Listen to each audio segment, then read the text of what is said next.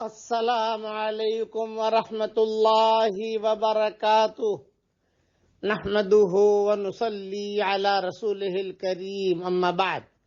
آج کا سبق سن لیجئے۔ آج کے سبق کی سرخی ہے سخاوت سے دوستی کیجئے، پارٹ نمبر 18۔ ایک بہت اہم نصیحت کرتا ہوں، 3 لوگوں کو کبھی بھی مت بھولنا۔ نمبر 1، جس نے مشکل میں ساتھ دیا۔ نمبر 2، جس نے مشکل میں ساتھ چھوڑا۔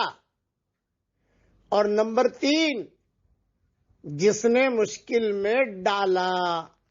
یہ 3 لوگوں کو ہمیشہ یاد رکھنا۔ سخاوت پر قصہ سنا رہا ہوں امام ابو حنیفہ کا اور ابو یوسف کا۔ ابو یوسف کا نام تھا یعقوب۔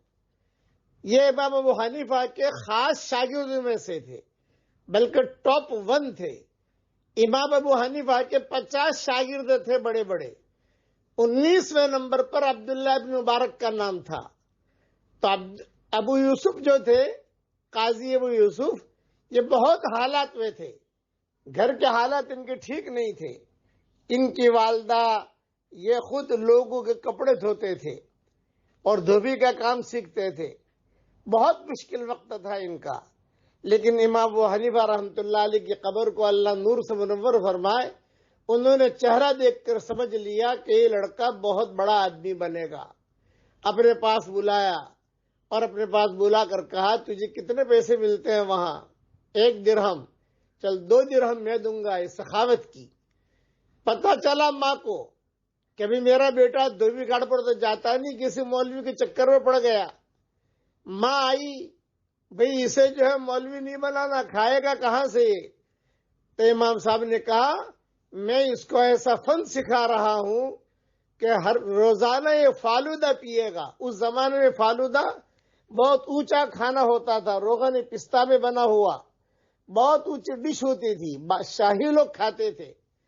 چنانچہ امام ابو یوسف نے پڑھنا شروع کیا، امام ابو حنیفہ نے سخاوت شروع کی، خرچہ پورا کرتے گئے، ماں کا بھی خرچہ پورا کیا۔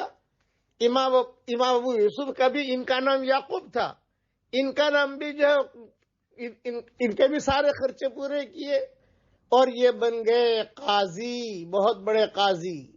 چنانچہ کتابوں میں لکھا ہے کہ بادشاہ نے ایک وقت ان کو بلایا اور کہا کہ لو آپ کے لیے کھانا ہے۔ تو ابو یوسف نے جب وہ فالودہ پیا تو رونے لگے، کہنے لگے میرے استاد نے یہ کہا تھا۔ اب ان کی برکتیں کیسے چلی؟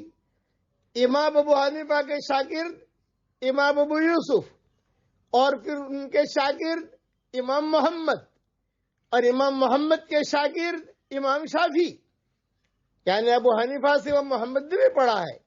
امام محمد جو ہے یہ مالدار تھے اور ابو یوسف یہ بہت غریب تھے، لیکن سخاوت نے ان سب کو جو ہے اونچے درجے پر پہنچا دیا۔ امام شافعی کہتے تھے کہ میں نے امام محمد سے اتنی کتابیں پڑھی ہے، کئی اونٹ بھر کر کتابیں میں نے امام محمد سے پڑھی ہے، اور یہ بڑے بھاری بدن کے تھے امام محمد۔ تو امام شافعی کہا کرتے تھے، بھاری بدن میں اتنا ذہین آدمی میں نے نہیں دیکھا جتنا امام محمد ہے۔ تو امام ابو حنیفہ کی سخاوت تھی، جتنے بھی علماء ہوتے تھے سب کے کپڑے سی کر بھیجتے تھے۔ امام ابو حنیفہ شعبان کی 1 تاریخ سے ان کے علاقے کے سارے درزیوں کو کپڑے پہنچا دیے جاتے تھے۔ فلاں عالم کے لیے 2 جوڑی، فلاں کے لیے 4 جوڑی، فلاں کے لیے اتنا، یہاں تک کہ جو سلف صالحات ان کے زمانے میں ہوتی تھی ان کے لیے بھی کپڑے اور لفافے پہنچتے تھے امام ابو حنیفہ کی طرف سے۔ اس لیے سخاوت کرنا سیکھیے، سخاوت کرنا سیکھیے۔ بس یہ کہ وہ سخاوت ایک کام کر گئی کہ اتنا بڑا مذہب ان کا تیار ہو گیا امام ابو حنیفہ کا، اور امام ابو یوسف کے ساتھ جو معاملہ کیا وہ تو عجیب و غریب ہے۔ چنانچہ امام ابو یوسف یہ بہت بڑے قاضی بنے، اور ایسے قاضی بنے کہ بادشاہ کو ان کی ضرورت پڑتی تھی۔ اس لیے سخاوت کیجئے، سخاوت کیجئے۔